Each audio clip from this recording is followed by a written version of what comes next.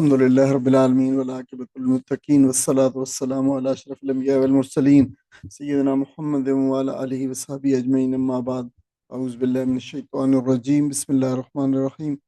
عزیز بہنوں اور بھائیوں، آج انشاءاللہ تعالی ہم 26ویں پارے کے اہم مضامین کا جائزہ لیں گے، اور 26ویں پارے میں کا جو عنوان آپ اسے دے سکتے ہیں، تو اس میں دین الہی کی نصرت، جہاد اور فتح اور اسلامی معاشرت کی تشکیل کے بہت ہی طاقتور اور پاورفل عنوانات شامل ہیں اس پارے کے اندر۔ پارے کے اندر 5 صورتیں ہیں، اور 5 صورتوں میں پہلی صورت احقاف ہے، اس میں قرآن کی حقانیت اور قوموں کے انجام کا ذکر ہے۔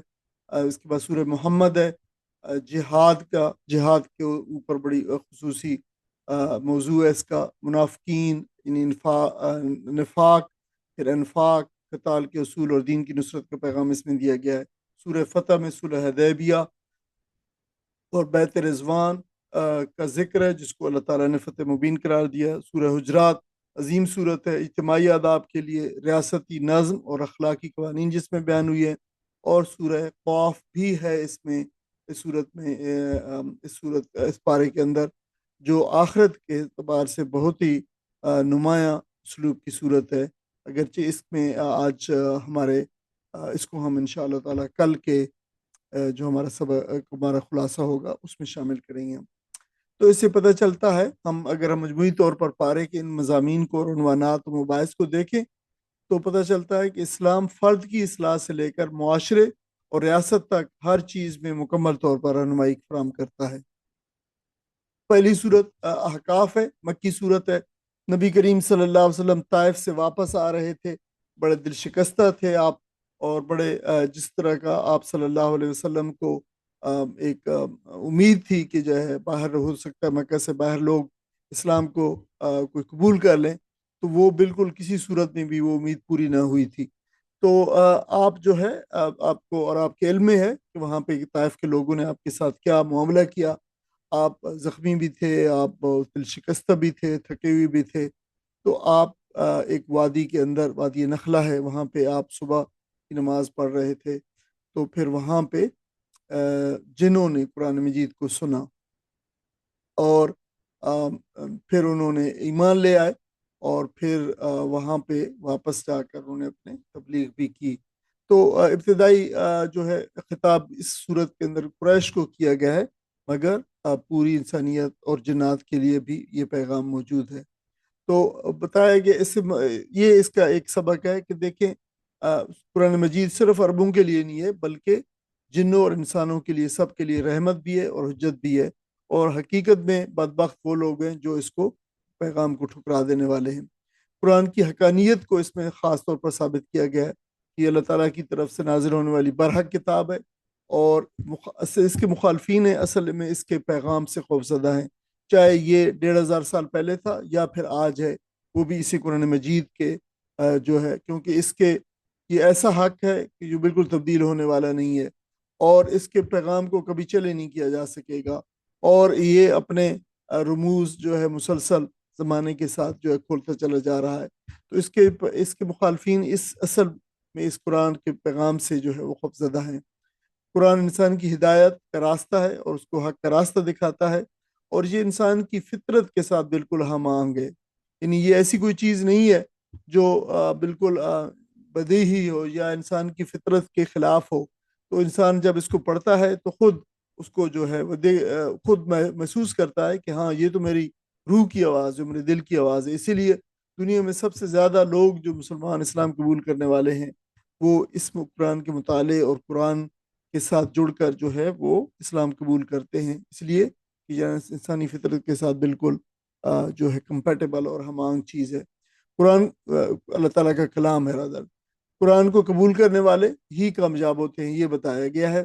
قرآن کے نزول کا مقصد بتایا گیا ہے کہ یہ انسانی ہدایت ہے، مگر مخالفین اپنی ہر دھرمی کی وجہ سے اس کو جو ہے وہ اسے منہ موڑتے ہیں اور اس کو چھوڑ دیتے ہیں۔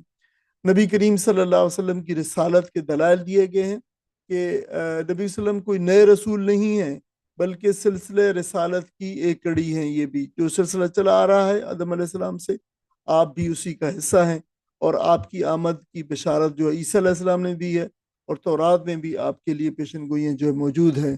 آپ صلی اللہ علیہ وسلم کی دعوت توحید اور اصلاح انسانیت ہے، یہ جو تمام انبیاء علیہ السلام کا مقصد رہا ہے، وہی آپ کا مقصد ہے۔ اس لیے کہ تمام رسولوں کی دعوت ہمیشہ ایک ہی رہی ہے، اور رسول کی دعوت دراصل اللہ کی اطاعت ہے۔ رسول کی اطاعت اللہ کی اطاعت ہے، یعنی یہ بات جو ہے بتائی گئی ہے، جہاں بھی کہا اطیع اللہ و اطیع الرسول جو ہے کہا گیا ہے ساتھ ساتھ۔ آپ صلی اللہ علیہ وسلم کی رسالت کا انکار دراصل پوری نبوی روایت کو جھٹلانا ہے۔ جو سلسلہ انبیاء آ رہا ہے، چلا جا رہا ہے، یہ دراصل اس کو جو ہے جھٹلانے کے مترادف ہے۔ دو کردار بتائے گئے ہیں، دو نمونے ہیں جو ہے مختلف قسم کے انسانوں کے۔ پہلا نمونہ ہے صالح اور سلیم الفطرت انسان کا نمونہ، لوگوں کا۔ تو بتایا گیا کہ سلیم الفطرت انسان جو ہے، وہ جن کی فطرت جو ہے وہ انٹیکٹ ہے اور پولوٹیڈ نہیں ہے، اور جو ہے پرورٹیڈ نہیں ہوئی ہے، تو وہ لوگ اللہ تعالیٰ کے نامات کو پہچانتے ہیں، چیزوں کو محسوس کرتے ہیں کہ یہ اللہ تعالیٰ کی طرف سے ہے، جانتے ہیں اس بات کو، اس بات کا ادراک رکھتے ہیں، اپنے والدین کے حقوق کو ادا کرتے ہیں، ان کو بھی ادراک کرتے ہیں، جوانی کی لغزشوں کے بعد بھی اللہ تعالیٰ کی طرف رجوع کرتے ہیں، یعنی جوانی میں بھی جو ان سے لغزش ہو جاتی ہے کبھی کبھار، تو بھی پھر اللہ تعالیٰ کی طرف فوراً رجوع کرتے ہیں، اپنی اولاد کی اصلاح اور دینداری کے لیے دعا کرتے رہتے ہیں، اللہ ہمیں صالح اولاد دے اور ان کو صالح کر، اور انہیں متقیوں کا ان کا جو ہے امام بنا۔ ایسے لوگ اللہ تعالیٰ ایسے لوگوں کو پھر گناہ ان سے ہو جاتے ہیں تو پھر معاف فرماتا ہے۔ تو دیکھیں کہ اس فطرت، سلیم الفطرت انسان کی خصوصیات میں بتایا گیا ہے کہ وہ والدین کے حقوق کا انہیں ادراک ہوتا ہے، وہ شکر گزار ہوتے ہیں اللہ تعالیٰ کے، ان کی نعمتوں کو پہچانتے ہیں، اولاد کی صالحیت کی دعا مانگتے ہیں، اور رجوع اللہ کرتے ہیں، ان سے اللہ تعالیٰ کی طرف رجوع کرتے ہیں ہر معاملات کے اندر۔ تو ایک نمونہ جو ہے اللہ تعالیٰ نے یہ بتایا ہے، عظیم نمونہ ہے، عظیم کردار کا نمونہ ہے۔ اچھا، دوسرا اس کے متضاد جو ہے نمونہ ہے، متضاد فطرت کا نمونہ ہے، وہ لوگ جو فطرت کی آواز کو دبا دینے یا نظر انداز کر دینے والے ہیں۔ کہ فطرت تو اللہ تعالیٰ نے تو فطرت کو بالکل سلیم تو بنایا ہے، فطرت سلیمہ ہے جو انسان اللہ نے بنائی ہے، لیکن یہ لوگ فطرت کی آواز کو دبا دیتے ہیں۔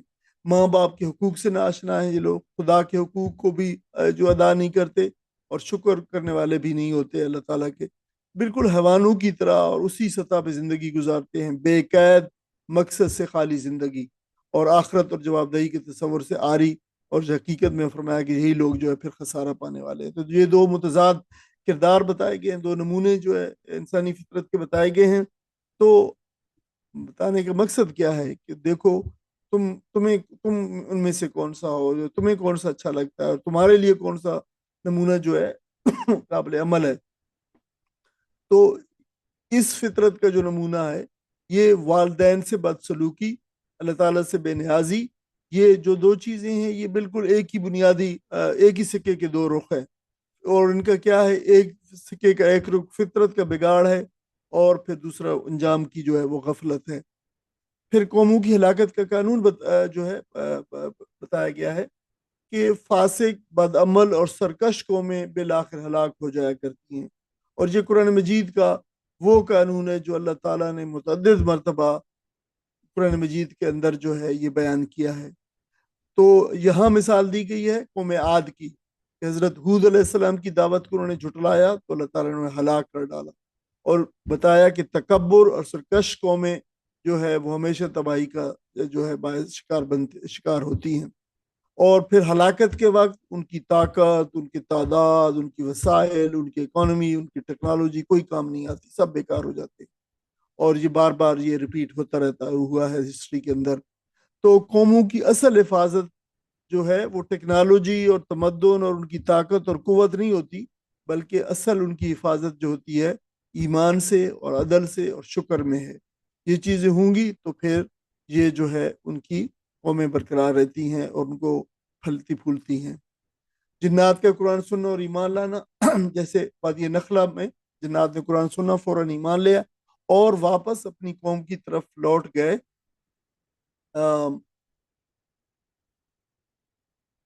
دائی بن کر، کہ اسی قرآن کی دعوت کو اپنی قوم کو بھی پھر پیغام پہنچایا اس کا، تو قرآن دلوں کو بدل دینے والی کتاب ہے۔ اس سے قرآن قریش کو ایک غیرت دلائی گئی ہے کہ تم نے اس قرآن کی قدر نہ کی، تمہارے اندر اس رسول کے اوپر یہ قرآن نازل ہو رہا ہے، تم نے اس کی قدر نہیں کی ہے، لیکن جنات نے ایک ہی مرتبہ اس کو سنا ہے اور اس کے پھر دائی بن گئے ہیں، اس کو پھیلانے والے بن گئے ہیں۔ نبی کریم صلی اللہ علیہ وسلم کو تسلی دی گئی ہے کہ یہ قریش کی محرومی ہے، آپ کی دعوت میں کوئی عیب نہیں ہے، اور نہ قرآن مجید میں کا کوئی جو ہے اس میں کمی ہے قرآن مجید کے پیغام کے اندر۔ تو اس سے معلوم ہوتا ہے کہ قرآن سے وہی فیض یاب ہوتا ہے جس کا دل کھلا ہوا ہے، اور یعنی اس کے دل کے اندر قرآن مجید کی یہ آیات اور اس کا کلام اور اس کی آواز اور اس کا پیغام اندر جاتا ہے اور وہ اس کو محسوس کرتا ہے، اور اس دل کے اندر اللہ تعالیٰ کا خوف ہے، تو پھر وہ یہ قرآن مجید اس کے دل کے اندر اور اس کی دل کی دنیا کو اور اندر کی دنیا کو جو ہے وہ بدل دیتا ہے۔ اور اگر جن کا دل بند ہوتا ہے تو پھر جو ہے ان کے درمیان میں قرآن مجید نازل ہو رہا ہو تو ان کو پھر کچھ بھی نہیں بگڑتا، اور وہ ویسے ویسے بے فیض رہتے ہیں۔ سورہ محمد ہے، اس کے بعد مدنی صورت ہے، 2 ہجری میں نازل ہوئی، جنگ بدر سے تھوڑا سا پہلے نازل ہوئی ہے، اور اس کا دوسرا نام سورہ قتال بھی ہے۔ اس کا بنیادی موضوع جہاد ہے۔ آپ اندازہ کر سکتے ہیں کہ مسلمانوں کو ایگزسٹینشل تھریٹ تھا جو ہے وہاں مدینہ کے اندر بھی، اور مکہ میں بھی ظاہر وہ اسی لیے وہاں سے نکل آئے تھے، تو پھر جہاد تو ایک ناگزیر چیز ہو گئی تھی۔ تو وہاں پہ مسلمانوں کو اس کا مقصد یہ تھا کہ جہاد کے اوپر جو ہے ابھارنا، اور جہاد کے ساتھ ایک اور چیز بھی ہے، جہاد کبھی بھی نہیں ہو سکتا بغیر مالی اسباب کے، تو انفاق کے اوپر بھی ابھارنا، تاکہ لوگ جو ہے اس جہاد کے لیے جو ذرائع اور وسائل جو درکار ہیں وہ بھی اس کو مہیا کریں اور خود اہل ایمان کریں۔ مسلمانوں کے دین کے دفاع کے لیے تیار کیا گیا ہے، اور یہ بتایا گیا کہ اللہ تعالیٰ تمہارے اعمال کو ضائع نہیں کرتا۔ کفر کی طاقتیں بالآخر جو شکست کھاتی ہیں، دین کی نصرت کے لیے البتہ قربانی بہت ضروری ہے، یہ لوگوں کو ذہن سازی کی گئی ہے۔ دیکھیں اگر جنگ آنے والی ہے، جنگ بدر ہونے والی ہے، آئندہ جنگیں ہونے والی ہیں، کیونکہ کفار کبھی بھی آرام سے نہیں بیٹھیں گے اور اس دین کو ختم کرنا چاہیں گے، تو پھر مسلمانوں کو جہاد فی سبیل اللہ و انفاق فی سبیل اللہ اور دین کے راستے کے اندر قربانی اور ایثار کی جو ہے وہ ترغیب دی گئی ہے اور ذہن سازی کی گئی ہے۔ تو بتانا یہ مقصود ہے کہ دیکھو دین کا غلبہ محض دعاؤں سے نہیں ہوتا، بلکہ اس کے لیے جہاد، ایثار اور عملی مزاحمت جو ہے وہ کرنا پڑتی ہے، اور جو تمہیں کرنا ہوگی، اور یہی پھر جو ہے مسلمانوں نے جو ہے بعد میں کیا۔ مومن اور کافر کا فرق بتایا گیا ہے کہ اہل ایمان جو ہے دین حق کی پیروی کرنے والے ہوتے ہیں، اور اس کی دین حق کے لیے وہ اپنا سب کچھ جو ہے وہ لگا دیتے ہیں، اور اللہ تعالیٰ ان کی قربانیوں کو قبول فرماتا ہے، اور بالآخر ان کو انجام کے لحاظ سے بھی کامیاب فرماتا ہے۔ اس کے مقابلے میں جو اہل کفر ہیں، اسلام کے راستے میں دیوار بن کر کھڑے ہو جاتے ہیں، اور اس دعوت کو اور اس کی پروگرس کو اور وہ روکنے والے ہوتے ہیں، اور اس کے راستے میں روڑے اٹکانے والے ہوتے ہیں۔ بہت جلد ان کی ہیبت اور اقتدار اور دولت یہ ماضی کا قصہ بن جائیں گی۔ یہ جو آج ان کو جو بظاہر لگ رہا ہے کہ ان کا نظام بڑا مضبوط ہے، یہ انہوں نے جو دیوار کھڑی کر رکھی ہے اس دعوت کے راستے میں، اس کو گرانا بہت مشکل ہے، لیکن بہت جلد یہ دیوار جو ہے وہ یہ دھڑام سے گر جائے گی، اور یہ ماضی کا قصہ ہوں گے۔ تاریخ کی ہلاک شدہ جو طاقتور اقوام ہیں، اس کے آئینے میں یہ اپنی شکل دیکھ سکتے ہیں، اور یہ بھی اسی راستے پہ ہیں جنہوں نے یہ بہت طاقتور قوموں نے تکذیب کی، جھٹلایا رسولوں کو، اور جو انجام ہوا ان کا بھی یہ انجام ہو سکتا ہے۔ دنیاوی طاقت اور بظاہر مضبوط کا نظام کفر جو ہے وہ اللہ تعالیٰ کے سامنے کوئی حیثیت نہیں رکھتا۔ یہ دنیا کے بڑے بڑے بادشاہ اور جابر بادشاہ اور فرعون جیسے بادشاہ اور نمرود جیسے بادشاہ، اور اس سے بھی بڑے جو ہے ایسے جو گزرے عاد اور سمود، اور اس سے پہلے گزرنے والی قومیں جو تھیں، وہ بہت بڑے نظام اور بہت بڑی ٹیکنالوجی کے حامل، لیکن ان کی کوئی حیثیت نہیں اللہ تعالیٰ کے سامنے۔ حق اور باطل کی کشمکش میں پھر بالآخر حق کو ہی غلبہ حاصل ہوتا ہے، حق بے شک کتنا ہی بے سر و سامان کیوں نہ ہو، یہ جو ہے بات بتائی گئی ہے۔ تو دیکھیں کیسے اسباق تھے جو اتارے جا رہے تھے مسلمانوں کو ان کا ایمان مضبوط کرنے کے لیے، ان کو ثابت قدم ٹھہرانے کے لیے، رہنے کے لیے، اور تاکہ وہ کفر کے مقابلے کے اندر ثابت قدم رہ کر جو ہے ان کا مقابلہ کریں۔ اور یہ وہی قرآن مجید ہے جو اس وقت نازل ہوا، اور یہ آج بھی اسی طرح موجود ہے، اور یہ آج کے مسلمانوں کو بھی وہی سبق ان کے لیے دے رہا ہے جو اس وقت دے رہا تھا۔ فرق یہ ہے کہ اس وقت کے مسلمانوں نے اس کے ایک ایک لفظ کو جو ابزارب کیا، جذب کیا، اس پہ یقین کیا، اور پھر جو ہے وہ اس کے مصداق بن گئے جو اللہ تعالیٰ نے اسے وعدے کیے۔ اور ہمیں اس کی جو ہے صداقت کے اوپر جو ہے عملی طور پر یقین نہیں ہے، اور ہم بے یقینی کی کیفیت کے اندر جو ہے مبتلا ہے۔ منافقین کے کردار کو سامنے لایا گیا ہے کہ ان کی دوغلی پالیسی اور ان کا باطنی کفر یہ لوگوں کو بتایا گیا ہے۔ وہ جہاد اور قربانی سے بچنے کے لیے بہانے بناتے ہیں، اور حق و باطل کی کشمکش میں اگر انسان کھوٹا ہو جائے تو وہ حقیقی مومن پھر نہیں ہے۔ اللہ کے ہاں منافق کا کوئی عمل معتبر نہیں ہے، اور یہ مسلمانوں کے اندر پروپیگنڈا کرتے ہیں اور مسلمانوں کو اندر سے کمزور کرنے کے لیے مختلف جو ہے افواہیں پھیلاتے ہیں۔ تو منافقت ایمان کے لیے خطرناک ترین بیماریوں میں سے ایک بیماری ہے، بلکہ سب سے خطرناک بیماری ہے۔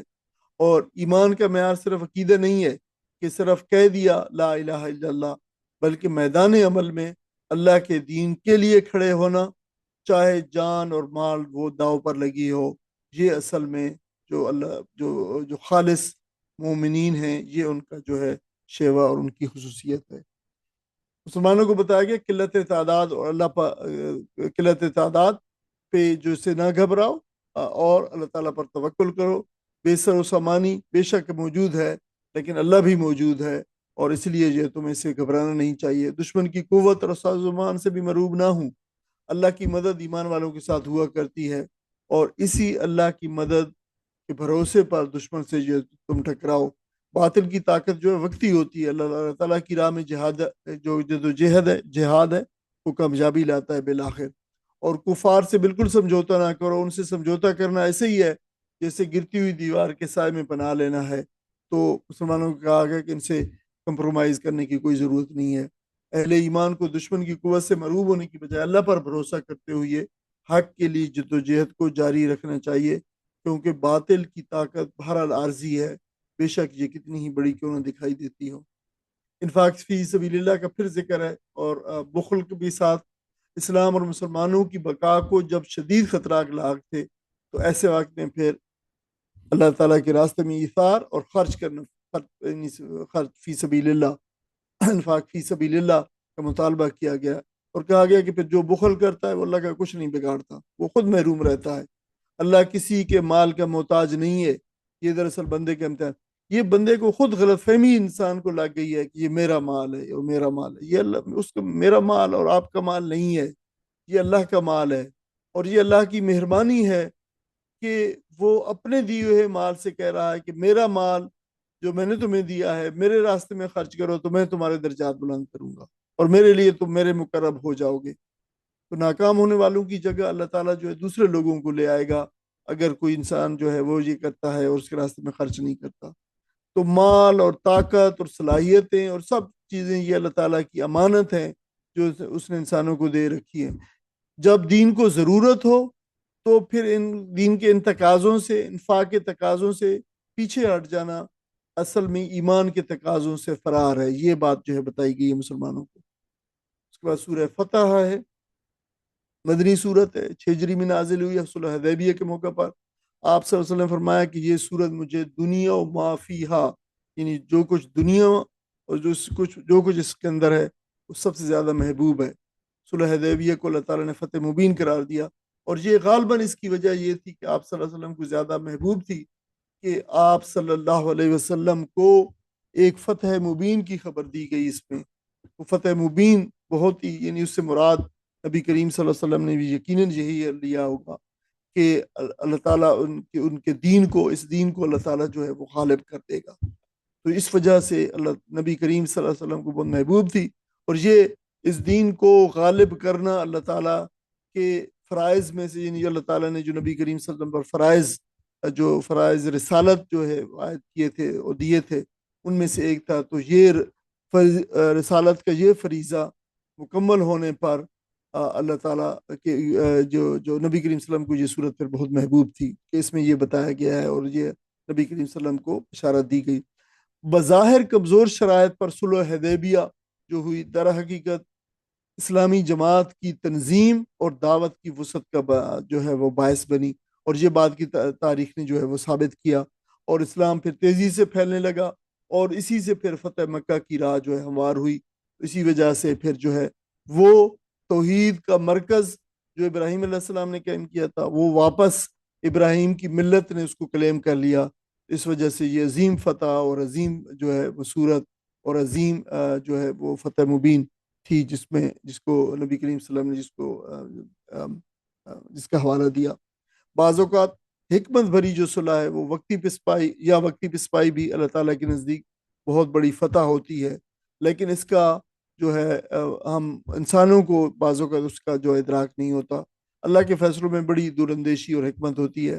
یہ بھی ایسا ہی ہوا تھا کہ جب یہ صلح ہوئی تو صحابہ کرام میں سے کوئی ایک صحابی بھی ایسا نہ تھا جو اس وقت اس سے خوش ہو، اور بظاہر بڑے جو ہے وہ ایسے اس کے مندرجات اور اس کی کلازز ایسی تھیں ایگریمنٹ کی کہ بظاہر لگتا تھا کہ مسلمانوں نے بہت دب کر صلح کی، اور جو بھی جو شرط انہوں نے جو ہے کفار مکہ نے رکھی، تو نبی کریم صلی اللہ علیہ وسلم نے اس کو قبول کر لیا۔ البتہ اس میں تصحیح اور الفاظ کی جو ہے وہ کیا کہ ہاں مجھے اس سے اتفاق ہے، لیکن اس کو جو ہے الفاظ کو بدل دیا جائے، تو ایسے نبی صلی اللہ علیہ وسلم نے اس کو کیا۔ تو یہ جو ہے اس میں یقیناً آپ صلی اللہ علیہ وسلم، اس کے اندر جو حکمت تھی اور اس میں جو دوراندیشی تھی، اور وہ جو ہے اللہ تعالیٰ نے آپ کو بتا دی اور آپ وہ دیکھ رہے تھے، لیکن کوئی دوسرا انسان اس کو جاننے سے جو ہے وہ قاصر تھا، اور بعد میں واقعہ نے ثابت کیا کہ یہ بہت عظیم فتح تھی اور عظیم صلح تھی، اور یہ فتح مکہ اور اسلام کی غلبے کی جو ہے یہ ایک آپ کہہ لیں کہ بنیاد ٹھہری۔ بیت رضوان اور صحابہ کی عظمت کا ذکر ہے۔ بیت رضوان میں صحابہ نے عظیم وفاداری کا اظہار کیا، اور اس وفاداری پر اللہ تعالیٰ نے ان سے فرمایا کہ اللہ ان سے راضی ہو گیا، اور ان کے لیے پھر فتوحات کی بشارت دی گئی، قریبی فتح اور غنیمت کا وعدہ دیا۔